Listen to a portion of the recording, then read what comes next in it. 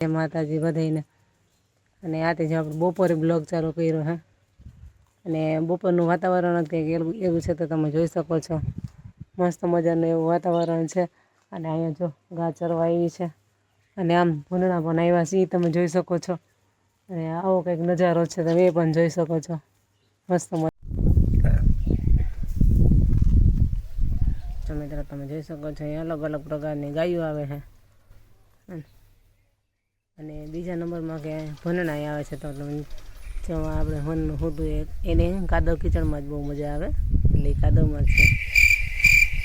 અને આવો કંઈક અમારો અસમ હિલનો નજારો છે તો તમે ન આવ્યો હોય તો જરૂરથી આવજો. અને આવું કંઈક મારું બહારનું ફર્યું છે. હું દર વખતે મારા વિડીયોમાં મારા ફરીનું મને છે ને અંદર કરતાં બહારનું વાતાવરણ બહુ ગમે, કારણ કે એટલા ઝાડવા અને એટલી કુદરતી હવા મળે આમાં કે તમે વાત પૂછોમાં એમ. અને આમ કહેતા હોય ને કે છાજા ઝાડવા હોય ને ઓક્સિજન ઝાઝું મળે એટલે મને બહારનું વાતાવરણ બહુ મજા આવે. એટલે હું દર વખતે બહારનું વાતાવરણના વિડીયો વધારે મૂકું છું. બધાને એમ થતું છે કે આ બેન કેમ એના ફરિયાના જ બધા વિડીયો મૂકે છે, એટલે મહેંદી ને એવું બધું અમે જોયું. આ તો બધું અમે જોયું પણ એવું નથી, કારણ કે આ વાતાવરણ જેવું હોય ને બહારનું એટલે મને એમ થઈ જાય કે લાઈનના વિડીયો ઉતારીને મૂકવા દે.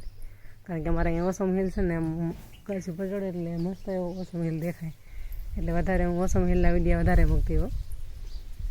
જો તમે જોઈ શકો છો, કારણ કે ફૂલઝાડ એટલા છે અહીંયા, પછી એટલા જો પક્ષી એવા ઉગતા જો બગલો ઉડ્યો છે અત્યારે તમે જોઈ શકો છો.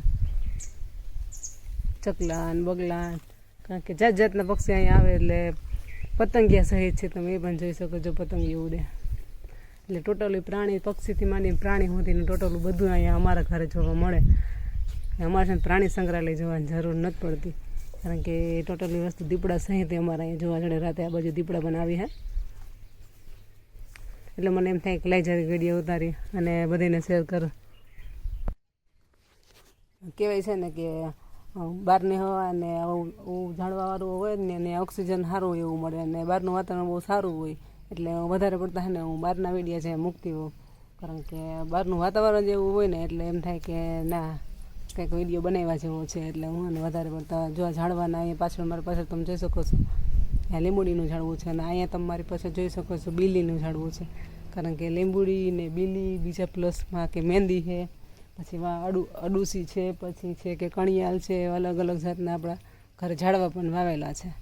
એટલે એમ કે બહુ મજા આવે ફરિયામાં આપણને. બીજા નંબરમાં પ્લસ કે આ રીતના જો કૂતરા, કારણ કે ટોટલી વસ્તુ અમારે ઘરે અહીંયા આવે એટલે અમારે કંઈ પ્રાણી સંગ્રહાલય જોવાની જડે ના પાડે. ઘણા ખરા એના વાડીઓના વિડીયા મૂકતા હોય તો મારે આ વાડી કહી તો એ ફાર્મ કહેતો એ બગીચો કહી તો એ, અને મારું હોમનું ગાર્ડન કહો ને તો આ આવું બધું કંઈ છે અમારે. તો તમારે જો નેચરલ જોવું હોય તો જરૂરથી મારી આ ચેનલ સબસ્ક્રાઈબ કરી લેજો. અને અમારા અદિતભાઈ ગેમ રમીને આવ્યા છે, બહાર નીકળ્યા છે. અત્યાર સુધી તો જો ઘરમાં જ પેક હતા, કારણ કે આજે હાફ ડે હતો અને હતો શનિવાર. એટલે ભાઈ આવીને ભણીને આવીને જમીને સીધા જ કોમ્પ્યુટરમાં બેસી ગયા છે. હવે ગેમ રમતા હોય કે લેસન કરતા હોય, અને હું અહીં બહાર વિડીયો ઉતારું છું.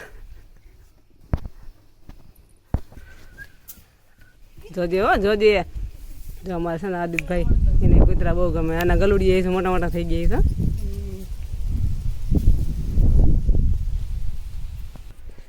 ચાલો તો એ પાણી પીવા આવી છે અહીંયા, ભલે આવી. હવે આપણે એને હાલે આપણે એને રોટલી આપવાની છે. હાલે હાલે હાલ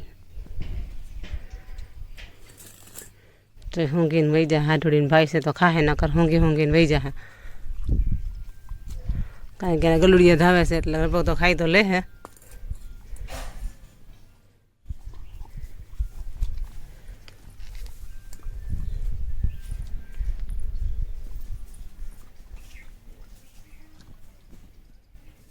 તો ભૂખી થશે એટલે ખાઈ જાય છે, નકર છે ને ઊંઘીને વહી જાય. એવા હોય ને કૂતરા સારું હોય ને તો જ એને ખાઈને દૂધ ને એવું દો ને તો એ કાંઈ ન રહેવા દે, તો બધું પી જાય. કારણ કે અમારે એક કૂતરી એવી છે ને એ હાવ સુકાઈ ગઈ છે, પણ એ હારૂડી જ છે. એ સારું હોય તો જ ખાઈ, નકર નથી ખાતી.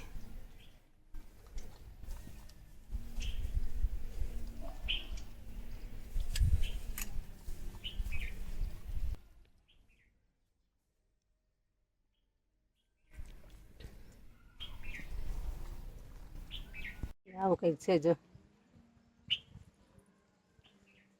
એટલે આપણે જો અત્યારે બહાર અહીંયા આવી ગયા છીએ.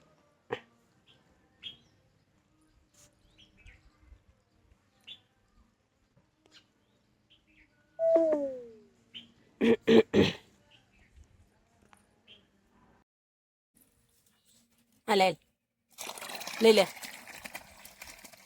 જો આપણે એને પાણી પીવું છે ને તો આપણે ડબલું ભરી રાખ્યું છે. સ્પેશિયલ પશુ પંક્ષી અને કૂતરા માટે જ આપણે રાખ્યું છે.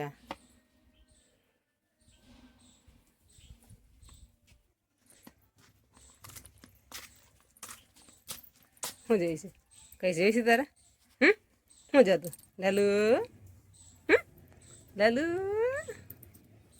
અરે ચાવી છે કઈ નથી યાર.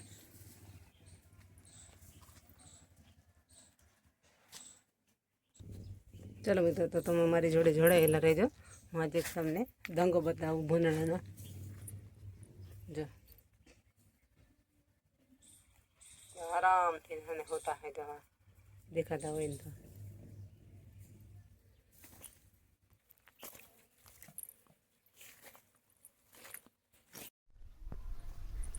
ફ્રેન્ડ તમે જોઈ શકો છો અત્યારે સીતાફળીનું ઝાડ અને એમાં જો છે ને ખીચકોલી બેઠી છે. કારણ કે બે ખીચકોલા હતા, હું બોલું છું ને એટલે વયા ગયા જા. અહીંયા અમારે છે ને ઝાડવા એટલા છે ને એટલે પક્ષી ને ખીચકોલા ને કાકીંડા ને ટોટલી વસ્તુ અમારે અહીંયા જોવા મળે. અમારે પ્રાણી સંગ્રહાલયમાં ક્યાંય જોવા જવું પડે નહીં. અમારે દીપડા સહિત અમારે અહીં ઓસમ હિલમાં છે.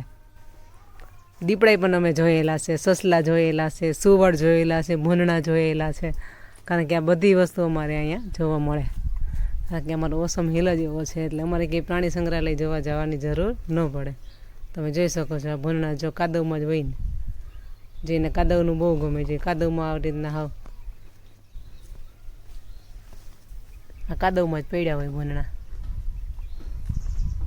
અને આ બધા ભૂંડણા છે ને ડુંગર ઉપર હતા, પણ હવે ડુંગરમાં દીપડા દેખાય છે ને એટલે બધા છે ને નીચે આવી ગયા છે બધા. ચાલો તો મિત્રો, તમે જોઈ શકો છો મસ્ત મજાનો અત્યારે બપોર વચ્ચેનો ઓસમ હિલનો નજારો. અને સામે દેખાય છે ને પટનેશ્વર મહાદેવનું મંદિર છે. અને આ છે અમારો ન્યૂ મકાન બનાવ્યું ત્યાં.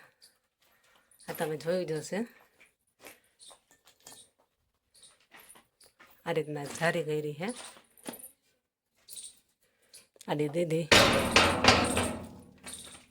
અહીંયા અંદર તો જોકે અંધારું છે એટલે હોલ છે. અને આપણે અહીંયા પણ આપણે જારી લગાવી દીધી છે. આ બાર ખુલે છે, આપણું છે ફરીએ. અને અહીંયા છે ડેલી. આ છે બાથરૂમ. હજી બધું આપણે કામ બાકી જ છે. અત્યારે સ્ટોપ કરી દીધું છે કામકાજ. તમે જોઈ શકો છો આ અહીંયા માળિયું છે. અને આ છે અહીંથી રસોડું. તો આમાં પણ અમે દરવાજો મૂક્યો છે કારણ કે અહીંયા અમારે ચોકડી બનાવવાની છે. અહીંથી અગાસી પર જવાની સીડી. અને આ છે અમારો કિચન. અહીંયા આપણે કિચન બનાવવાનું છે. અહીંયા છે આપણે આર્યો. એટલે આવો કંઈક પ્લાન છે મારા મકાનનો. હવે આપણે જઈએ ઉપર.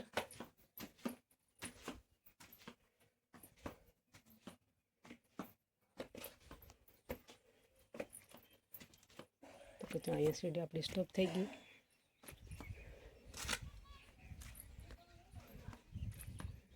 આપણી અગાસી છે. આપણે અત્યારે આવી ગયા છે આપણી અગાસી ઉપર. આપણી ટાંકી પડી છે.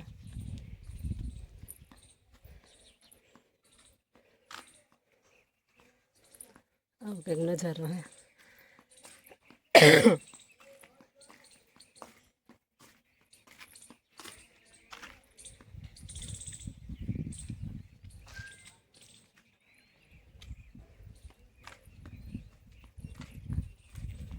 આપણો ઓસમ હિલ. અહીંયા છે મણિનાથ બાપુની જગ્યા અને એમની મઢી.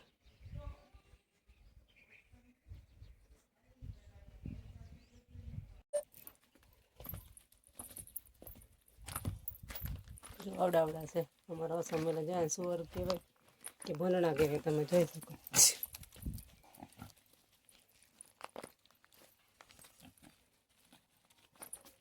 આ એનો દંગો છે રહેવાનો.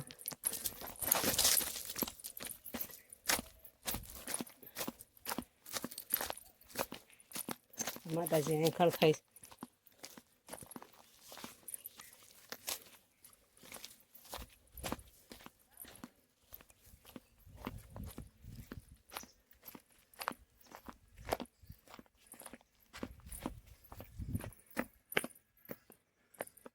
શોર્ટકટ ચડી ગયા આપણે અહીંથી તમે જોઈ શકો છો.